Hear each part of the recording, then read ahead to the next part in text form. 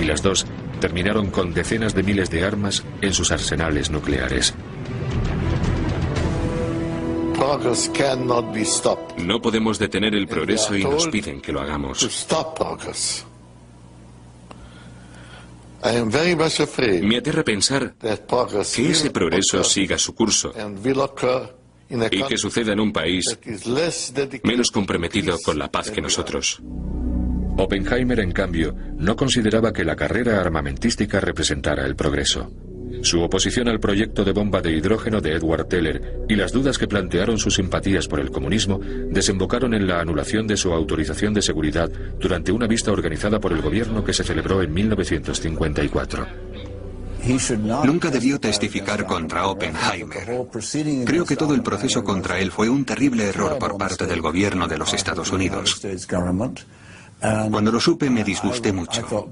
Imagino que lo mismo le sucedió a otros científicos. Y creo que cualquier científico que respaldara el proceso tomó una decisión equivocada en mayor o menor medida. Así terminó la carrera de Oppenheimer. Pero el debate sobre su contribución y la del proyecto Manhattan a la historia no había hecho más que empezar. Si dibujamos un gráfico de las muertes humanas durante los conflictos bélicos de los últimos 200 años, observaremos un aumento exponencial hasta 1945, momento en el cual la línea cae a 1 millón al año y permanece en esos niveles el resto del siglo. Es evidente que 1945 marcó un antes y un después en las relaciones internacionales. Y creo que se debió al descubrimiento que realizaron estos científicos. Ellos, trabajando en paz en sus laboratorios, trataban de entender cómo funciona el mundo realmente y no cómo nos gustaría que funcionara. El legado del proyecto Manhattan. El hecho de que la bomba atómica creada bajo la presión de una guerra por los más brillantes científicos del último siglo se considere paradójicamente un elemento decisivo para alcanzar la paz o simplemente una salvaje arma de destrucción, sigue suscitando opiniones tan diametralmente opuestas hoy como hace 50 años. Sin embargo, para algunos, este debate no es ni mucho menos abstracto. El legado del 6 de agosto de 1945 tiene implicaciones demasiado personales. Todos los años, esa fecha, a las 8:15 de la mañana, ofrezco unas plegarias. A veces incluso se me saltan las lágrimas, pues lo revivo todo. Evidentemente no puedo olvidar a todas las personas que fueron asesinadas en aquel momento. Pero quizás el efecto más persistente del proyecto Manhattan haya sido este. No recuerdo otro acontecimiento que influyera de forma tan decisiva en la sociedad estadounidense y en todas las sociedades. Por primera vez se enfrentaron a la aniquilación absoluta, total e instantánea. Aquello destruyó por completo la sensación de seguridad y de confianza en la sociedad estadounidense, algo que hasta el momento no había logrado ningún otro acontecimiento de nuestra historia. Military needed to control who or what flew into our airspace. Radar was the newest technology for detecting anything in our skies that was not acknowledged to be our aircraft. The Battle of LA was an example of an unknown aircraft that was immune to all that our anti-aircraft guns could deliver. Nothing could bring this one object down. What was our military going to do to control this unknown threat? What would happen if the public found out these things were real and there was nothing we could do to stop them? The only solution was to deny that there was any kind of threat from something we had no control over, something we could not stop.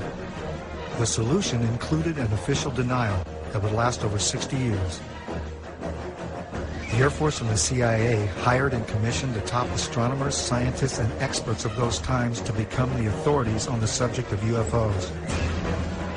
These experts appeared on national radio and television and gave the naive, gullible, and patriotic public the myth about UFOs. Astronomer Thornton Page was on a CIA committee that investigated UFO reports in 1952. Its conclusion? No evidence of UFOs. Even highly regarded astronomer Carl Sagan was placed by the Air Force as a consultant on a scientific panel to deny the existence of UFOs. The official Air Force reply was that there was no cover-up. and there were no flying saucers from outer space. I would like to close by reading a very brief excerpt from the report of the Air Force's Scientific Advisory Board, which they made recently upon completing a detailed review of the subject of UFO. This is a statement. The committee concluded that in the 19 years since the first UFO was sighted, there has been no evidence that unidentified flying objects are a threat to our national security. This was to become the greatest story ever denied.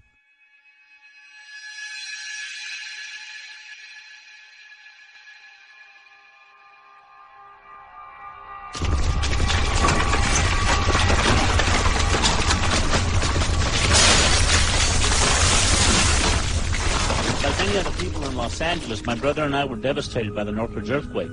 I was awake that morning making final edit decisions on a film that we had been working on for the past year.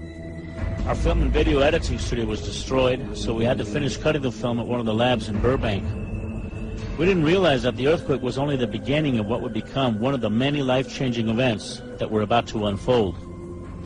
We decided to go home and visit our family for a while before coming back and starting all over again. We went back to Roswell, New Mexico, which is our hometown, and a couple of months later we filmed the first broad daylight footage ever taken of UFOs over the Roswell area.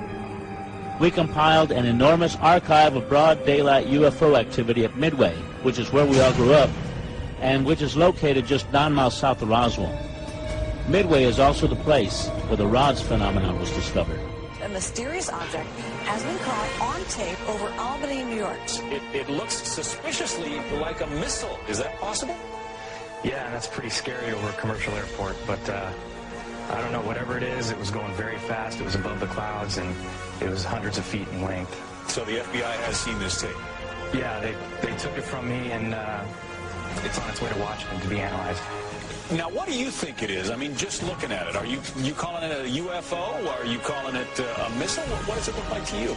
A lot of people are saying that it's this thing called a rod, which I'm not sure about. These biological creatures that live in the upper atmosphere, which sounds strange, that we haven't discovered yet because they just move too fast for us to see. It doesn't. So somebody's telling you that thing is an animal. Yeah. This guy Jose Escamilla, he's been researching these for like 8 years. He has a website, and that's what he thinks. It's amazing. No telling what these things are going to teach us once we catch a specimen and investigate what its makeup is. But it's an incredible phenomenon. Whatever these things are, they've mastered the ability to travel through both mediums. There's nothing really there. It's like traveling through dimensions. The rods are just one part of an enormous panorama of life that is veiled from normal human sight. You found that by using an extremely fast shutter, you could slow down and objectify something that would otherwise elude the photographic process. But that doesn't mean that they're not there. It just means that you need a device, an apparatus that will remove an optical limitation that you have. We don't reject the microscope because the microscope intensifies the power of human sight. Without it, the world of the microbe would not exist. But that wouldn't alter the fact that our entire environment, our entire living scenario, is really conditioned upon what happens in a domain that we cannot see directly. In my opinion, the same thing applies, and this will be verified in years to come, at the upper border of nature. But I realized at this point that it's very secret, that it was kept secret, because I asked him, what are you going to do with this piece of information? And he said, we always airbrush these out before we sell them to the public. So they're pesky little creatures appearing on this photograph they wanted to get rid of. This is a fact of the matter. We were really not sure after John flew whether or not there were critters, living critters out there somewhere. Critters that were captured by NASA on that mission, the STS-75 in 1996. In all my considerable experience of the entire UFO scenario, I have never seen and never expected to see footage like that. And least of all did I expect to see it on film or tape that had been exposed by the government in a NASA mission. The shuttle Columbia in this mission was equipped with a very sophisticated and expensive ultraviolet camera. It was sensitive to the near ultraviolet. And when they were up at 300 miles above the atmosphere, they launched from the Columbia a small satellite with a tether. Not long after it was launched from the Columbia, the tether broke. We record steadily the whole break and coil back to the tether. Copy, Claude. We go.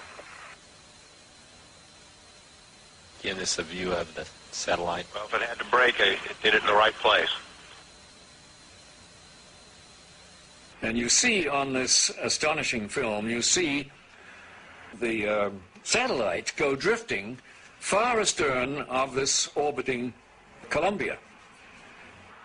The tether, which is 12 miles long, straightens out into a long white line, which you can see as plainly as could be. Columbia and the satellite now 77 nautical miles apart.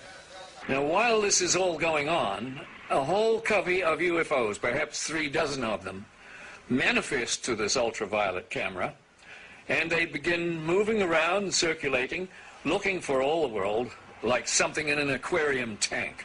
The satellite, again, just moving into sunrise.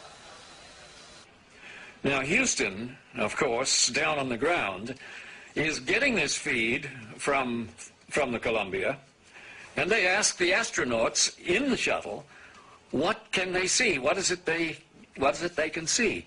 You guys getting the image? Franklin, we see a long line, a couple of star-like things, and a lot of things swimming in the foreground. Can you describe what you're seeing?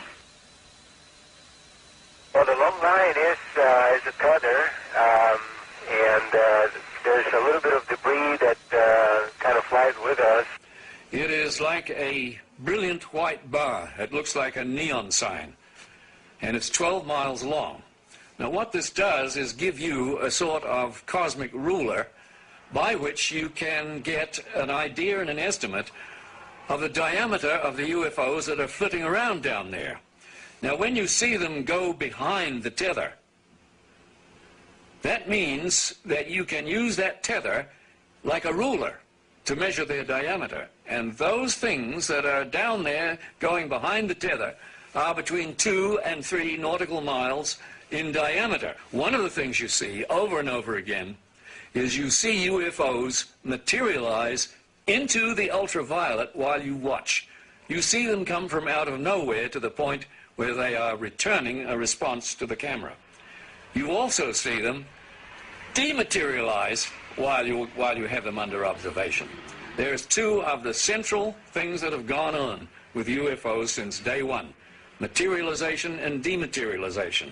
It's going on in this film, 300 miles above the Earth, photographed by your government with your astronauts superintending the whole thing. Completely unzoomed, and you see the full extent of the tether.